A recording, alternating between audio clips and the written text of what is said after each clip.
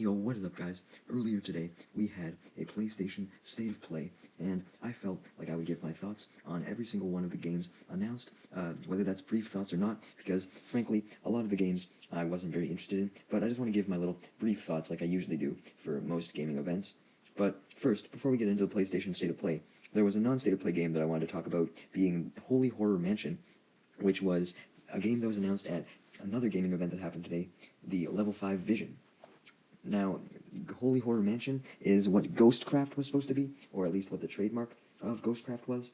And what Ghostcraft actually means is that it's this game's genre. So Holy Horror Mansion is known as a ghost crafting RPG. You essentially create different ghosts with different items. An example they give is combining a pineapple with a pen, and that gives you a pineapple and pen ghost. This fusion mechanic is very cool, and will help prevent the game from being labeled as a mere Pokemon clone, like its predecessor Yokai Watch. Speaking of Yokai Watch, I know a lot of people, including myself, were hoping that Ghostcraft would be a new yokai game, but it's just a spiritual successor. I'm not too disappointed, though, since I wanted a reboot from the franchise anyways, and this is that. It looks to have the same feel and humor of the series, just more in depth, and that can only be a good thing. Spiritual successors by the same people tend to be just as good as the original. Just look at Raincoat as an example. Also, not only can you fuse things to create ghosts, but some can inhabit inanimate objects, and some can create their own worlds. These worlds have a lot of potential, since it allows you to expand on a concept of a ghost. For instance, if they did a ghost based on a beach item, like a beach ball, for example, then they could create a beach, and you could explore that whole area, which opens up a lot of possibilities for exploration. There also seem to be antagonists that want to use the ghost for evil. It's nice to see a more serious antagonist, who seems to have more depth than someone like McCracken from Yokai Watch. Because, Yokai Watch wasn't really known for taking itself too serious with its antagonists, but this does, thankfully. Yeah, I am somewhat disappointed that it's not a Yokai Watch game, but I think it'll be worth the wait, overall. As for the platforms, it'll likely be a Switch 2 game, because Level 5 admitted that this is going to take a while to come out. So I hope it's not a Persona 6 situation where we don't hear pretty much anything about it for years. I mean, we are getting a 2025 spring presentation all about it. That's going to talk about some other media that they're planning to do with it as well, so likely an anime and some merchandise. But yeah, I just hope it doesn't take too long to come out to the point where it has to release on the Switch 3. Overall, I'd have to give this announcement an A tier. So now, let's get into the actual State of Play. So they opened up the State of Play with Astrobot announcing the free DLC that's coming out that's going to feature 10 new bots and 5 new online levels. Now, it just looks like your typical Astrobot content, nothing revolutionary. However, the fact that it's free, I can excuse it of it just being, like a smaller expansion. It's different if they made you pay out of the ass for it, but I'm just glad to get more Astrobot content. It definitely deserves it because of how popular the game has been. Overall, since it's only a DLC, I think I'll give it like a B tier. Next up, we have The Midnight Walk, and I think the most interesting thing about this game is the fact that it's animated in sort of a clay motion style, with the characters all having been crafted in clay before being 3D scanned into the game. And they were then animated into a stop motion style according to the PlayStation blog. So yeah, that's definitely the most interesting thing regarding the game. The actual plot, we don't know that much about it. It's more so just about you meeting companions and going on a journey to stop some creatures. But to be fair, the main focus of the trailer was more so on the clay aspect, and also just showing off some of the monsters and creatures, and they look cool as fuck. I can definitely see the clay resemblance. So for that, it's not often that you see characters made from clay and then 3D scanned into a game, so I have to give it some unique points. So I'll give it like, probably a B tier. The next game is Hell Is Us, and while I was initially intrigued by this game, just because of how the monsters are designed, I mean, just look at this dude's face. And I was also intrigued by just the monologue and the voiceover of the trailer. But when you actually go and read the PlayStation blog, there's something very interesting about this game, being that there'll be no detailed maps or quest markers or anything like that to guide you while you play the game. Now, for me, this can be frustrating, as I like to have guides, but I have to admit that the game is clearly doing something different here, which I have to respect.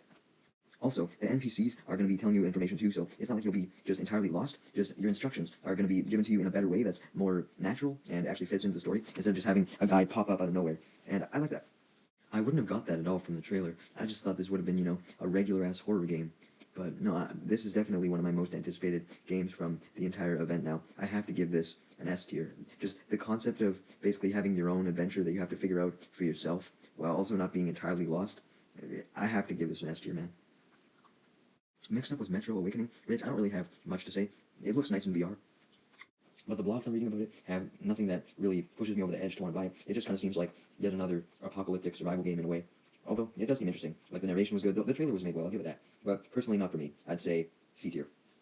I will say that it being in VR at least fits it quite a bit. I feel like it'll make it a lot scarier than if it wasn't. Archage Chronicles definitely seems like a decent game. I was not aware of it being a sequel at all. I thought this was an entirely new IP. But regardless, when I first saw the trailer, the first thing that came to my mind was Game of Thrones. It just kind of gives that vibe of you being in a community, and I mean, you can create several groups of people if you team up, because yes, there is co-op play. And interestingly, this game's actually kind of like Animal Crossing in a way, although it's a hybrid of like, you know, your typical monster fighting action game mixed with Animal Crossing, because you can decorate your house, fill it with whatever the fuck you want, with that being a major element in the game, along with farming and crafting and all this other shit as well. That makes it like an Animal Crossing game, or like fucking Stardew Valley. So I think that's a pretty cool mix. I'll give this a A tier, to be honest. I'm not going to pick it up, but I have to respect the mix of genres there. Next up is Power World. That's right, as if there couldn't have been a better time for Power World to come to PS5. Oh my god, that was so hilarious. When I saw this, I was like, oh my god, are they really releasing a Power World expansion during this time when everyone's fucking against Power World? But no, the game's just finally coming to PS5 after all this time. And it was just so funny to hear the spokesperson, not from the company who made Power World, but just like the Sony spokesperson. They were like, man, we're so excited to have this original game, Power World. Like, holy shit, man. What are the chances that it just happened right now during the lawsuit? Obviously an F tier. Fuck Power World at this point. Next is the Lunar Remastered Collection that is returning to that features the Lunar series returning to PlayStation after 25 years. So that's pretty cool. Although all of these remasters really have is updated graphics, sound, and a few quality of life improvements. That's all it really needs for a remaster. I've never played the original games, so I can't really speak on it that much. I'm just glad that this whole showcase wasn't filled with nothing but remasters, as that tends to be the usual for these state of plays. But no, this was like one of the only remasters. And yeah, I'm happy for fans of this series. I take it the original game was pretty slow because you now have the ability to speed up battles, and there's also HD animated cutscenes that are like actual anime cutscenes. And the most interesting thing to me is how you can choose between old school visuals or the more modern visuals, kind of like what the Ace Attorney collection did back during the June Nintendo Direct, if you remember that. They basically gave you the option to toggle between the pixel art and the more modern stuff. So yeah, it's great to see more remasters do this nowadays.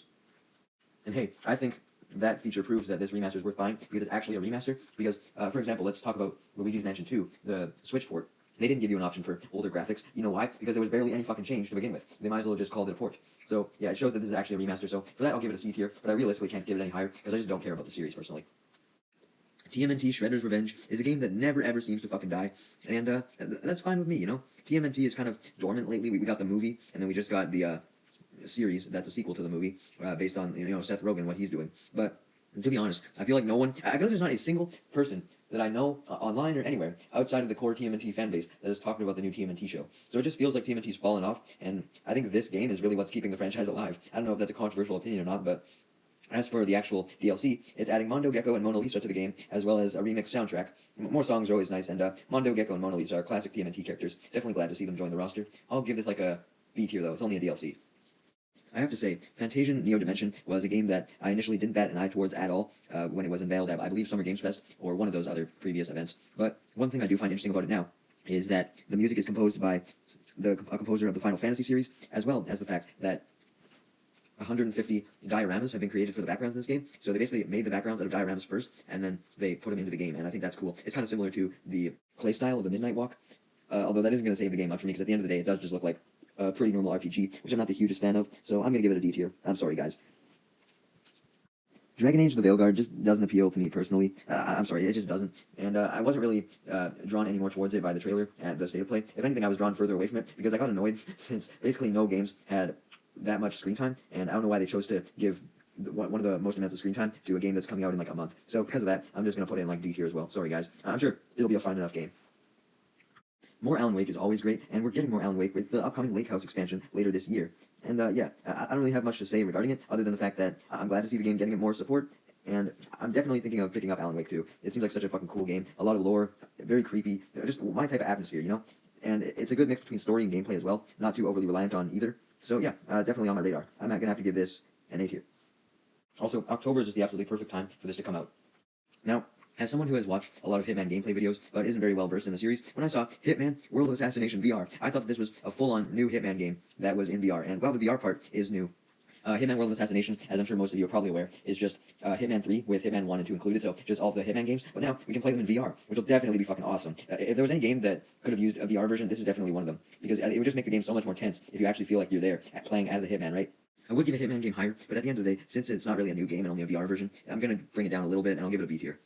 Next up, we have the one other remaster, being Legacy of Kain Soul Reaver 1 and 2 Remastered. Now, this remaster doesn't really appear to have quality of life improvements even. Mostly, it's just new visuals. But just like with the Lunar Remaster, you can toggle between the original graphics and the updated graphics. So I really see that this is becoming a precedent now. And yeah, I'm very glad about that overall. The game itself looks cool too, but nothing really super interesting. Just, you know, a vampire game, Yeah, I'd give it a B tier. I know I give a B tier, but that's kind of like my comfort spot. If I think a game looks decent, it gets a B tier. Keanu Reeves will be voicing Shadow in a Sonic 3 movie pack for Sonic X Shadow Generations. So that's the next major announcement that we got. For one, I was annoyed to see Sonic X Shadow Generations again because I feel like it's absolutely everywhere. But as soon as I heard Keanu Reeves' voice, I was like, wait, what? Like, I thought I misheard something. I definitely didn't expect Keanu Reeves to come into the Sonic games as well. But it's nice to see the games and movies now have a bit of correlation between each other. A bit of cross promotion with different media coming out that both focus on Shadow. Definitely a good idea. And yeah, I found this a pleasant surprise. Although I'm not big on the game itself, so I'm gonna go. I think I don't want to do another B tier, so I'll go C tier to be honest. Because at the end of the day, it's just a voice actor. Fear the Spotlight is the first project to come from Blumhouse Games, and the most interesting thing about it is that it supposedly takes cues from a whole bunch of classic PlayStation 1 and 2 games, so all of those classics, such as, Resident Evil, shit like that, you're supposedly going to find a lot of things similar to this game, just in a more modern sense, and yeah, that's pretty interesting for Blumhouse Games' first project, so B tier, I think. Towers of Axba, or however the fuck you say it, seems pretty intriguing. I feel like my friend would really enjoy this game to some extent. I mean, it's not a simulation game by any means, but it is about, like building up a village, and you can even invite your friends to come to your village as well. There's a whole bunch of lore, so it's not just like, I think that'd be what would draw me to this game is, like usually with like village building games, or like simulation games that are kind of tedious like that, I get bored really easily, but if you can like go explore the world, it's open world, there's like creatures you can find, you can take on monsters as well, like this game kind of seems like the full package, and a lot of the character designs too are awesome. There's a character who kind of reminds me of like a Wookiee from Star Wars, and there's also a character who kind of looks like a Dream mixed with Shaggy. I know that doesn't sound like a great character design, but I just find it absolutely hilarious. But yeah, this game looks pretty fun, not gonna lie. I'd give it a tier. The only detriment really is that it's only coming to early access, so that might mean that it's still relatively unfinished or it needs to be ironed out, and they're just letting certain people play it. So it might still be a while before we actually see the game in its peak mode, but still pretty hyped for it overall. It looks pretty fun. Next up, we have LEGO Fortnite getting split screen. Whoa, no way, so cool. To be honest, LEGO Fortnite is dead. Like, even on like Twitter or whatever, you used to see like LEGO Fortnite clips. Now no one posts anything like that anymore. But I mean, it's not like this is a bad upgrade or anything. And they're also doing a Fortnite PlayStation controller. Wow, so cool. As a whole, the Fortnite announcement gets like a D tier. I don't really care about it whatsoever, but I don't hate it either. If I have to give Dynasty Warriors one compliment, it's probably the gameplay, as it has similar action elements to Persona 5 Strikers. They're kind of in the same genre there, and I honestly prefer Persona 5 Strikers gameplay to the normal turn-based Persona gameplay, especially since the Personas are still involved in the gameplay. So, anyways, this game kind of having similar mechanics intrigues me, along with the fact that the story is historical, and it actually relates to Chinese history and all that. So, yeah, overall, I think this game deserves an A tier. It looks pretty high polished. I remember giving this game a lower rating, but I know more about it now, and I think A tier is a more fair rating. Next is Monster Hunter Rise, and boy am I glad to see this game come out soon, because it's been in almost every gaming event that has happened recently, but I was initially pretty indifferent to it, like I am the entire Monster Hunter franchise. I don't really have any negative or positive feelings towards it. I'm just completely nonchalant about the entire thing, but after seeing this trailer, yeah, I don't know, I don't usually care about graphics, but something about the way the characters are moving and just the way they talk and everything, it just looks unpolished, and also the game looks pretty bad in darker lighting. It does look better in the brighter lighting, but yeah, usually graphics aren't a big deal for me at all, but I just couldn't help but notice. Maybe that's just because I'm bored by Monster Hunter though, and the plot just doesn't seem that interesting. Another interesting thing about this game, though, is that it's releasing February 28th, and that's the same day that the new Yakuza game releases. So those two games are going to have like a Barbie and Oppenheimer fight on that day. I can tell you I'd definitely buy the new Yakuza game over this, but I know Monster Hunter has quite a few fans as well, so we'll have to see which one it becomes more successful. Just say one positive thing about the game, though. I do love the designs of those cat-looking things, but that's not going to save the rating. For me, it's going to get... I'll give it a C tier. I know there's a lot of fans of the series. LEGO Horizons got yet another trailer. Though this will probably be the last one, since the game is coming out November 14th. So yay, no more LEGO Horizon Adventures promo. I do have to say, the game looks better here than it has in any of the other trailers, due to it actually focusing on the story of the game more, as opposed to just the gameplay. And yeah, there's this funny voiceover guy. I mean, none of his lines are that funny, like laugh out loud funny, but it gives off like the same humor as a usual LEGO game did, which I felt like this game was previously missing. But if it's gonna have the same humor as like the LEGO Star Wars games and all that, I think it'll still end up being pretty good. So overall, I mean, it was just another update on LEGO Horizon Adventures though, so I'll say C tier. Yeah, I think C tier is fair. That wasn't the only Horizon news we got today, though, as we also got news of Horizon Zero Dawn getting a remaster. And I do have to say, man, this remaster looks pretty fucking good. Like, it looks as good as Horizon Forbidden West. And there's also 10 hours of re-recorded dialogue, so they didn't just up the graphics either. And another very interesting thing about this is that if you have the original game, like the original unremastered Zero Dawn, you can just pay $10 and boom, you have that game upgraded onto the same file, I believe. So that's just awesome, man. More remasters should totally do this. Because of this, I'm actually going to give this an A tier. Very, very good. A crossover I never would have expected would have been Stellar Blade and Nier Automata. I think Nier is a pretty decent franchise, actually, but I don't know how I feel about it crossing over with Stellar Blade, especially after all the Stellar Blade controversy, so that's going to bring this down to like a C tier. Nothing against Nier, though. Next, this wasn't really an announcement, but I wanted to talk about the games coming to PlayStation Plus and how weird of a selection it is. There's Dead Space, NBA 2K24, and Doki Doki Literature Club Plus. That's the weirdest combination of games ever. I mean, hey, it's different genres. You can't say that Sony's just putting like the same game on every time. Because there's not a single person, I guarantee you, who plays NBA 2K who would play Doki Doki. Maybe there's some overlap between Doki Doki and Dead Space, but that's all I can think of. It's still just an interesting lineup. Now, it wouldn't be a PlayStation event without an update on PlayStation hardware, and we had the announcement of the Chroma collection, so you can get new colored cases for your PS5. Whoa, so cool. I'm totally gonna buy that. I mean, to be fair, at least Sony isn't putting out as much variations as Nintendo does with the Switch, where it seems like there's a new version of the Switch every fucking, like, week, like, you know, a new design based on another game or whatever. But we also got some focus on the PS5 Pro, because, you know, everyone loves the PS5 Pro. They had to throw that in there, and they basically confirmed several games that are going to have PS5 Pro support, so or like that get enhanced by the PS5 Pro, and here's the list. Alan Wake 2, Assassin's Creed Shadows, The Crew Motorfest, The Demon's Souls, Dragon Age, The Veilguard, Dragon's Dogma 2, F1 2024, Final Fantasy VII Rebirth, The First Ascendant, Gran Turismo 7, Ghost of Tsushima, Hogwarts Legacy, Horizon Forbidden West, Metal Gear Solid Delta Snake Eater, Last of Us Part 2, Ratchet and Clank Rift Apart, Resident Evil 4, Resident Evil Village, Star Wars Jedi Survivor, Stellar Blade, and Spider-Man 2. Now, why did I just list off all those games? Well, it's because none of these games look any fucking better, in my opinion. They showed off basically footage of every single game that I mentioned. They showed off like little snippets, and the games don't look any better. Aside from maybe Spider-Man 2, I see a little bit of a difference, but that's about it. So, yeah, PS5 Pro, definitely not worth the $700, guys, but we all knew that already. Come on. Anyways, this announcement obviously gets a motherfucking F tier, because fuck the PS5 Pro. We now have the final announcement of the entire presentation, and it's the best one by far. Ghost of Tsushima 2, guys, or rather, Ghost of Yoti. I think I said that right, Yoti? I hope. I don't mean any disrespect, because this game looks fucking beautiful, both graphics-wise and just in general. This is totally how I pictured a Ghost of Tsushima sequel looking. And, yeah, it definitely is taking a direction that I wasn't expecting, as it's set 300 years after the first game, and it also happens to follow an entirely new protagonist as well, named Atsu. And yeah, it releases in 2025. So they definitely had this cooking for a long time, and they just didn't want to pull a Persona 5 where they announced the game way too early and then it never released, or like it took a long time to release. Because now we're gonna be getting it like very soon after the announcement, presuming it doesn't get delayed. Hopefully it doesn't. But yeah, this was definitely an awesome fucking way to end off the presentation. The game looks gorgeous. I'm sure the story will be awesome. There'll be tons of shit to do. Obviously S tier. And with that brings the PlayStation State of Play to a close. And honestly, I didn't expect much, so I feel like it was pretty good. Ghost of Tsushima was really the only game that I was super interested in, I think. But there were some decent announcements as well. I don't know if I'll ever actually pick up any of these. Aside from Alan Wake, I really want to get Alan Wake, but yeah, Alan Wake and Ghost of Yoti. Let me know what you thought of the presentation, though, as I have a feeling that you either loved it or hated it, depending on if you like smaller scale games or not.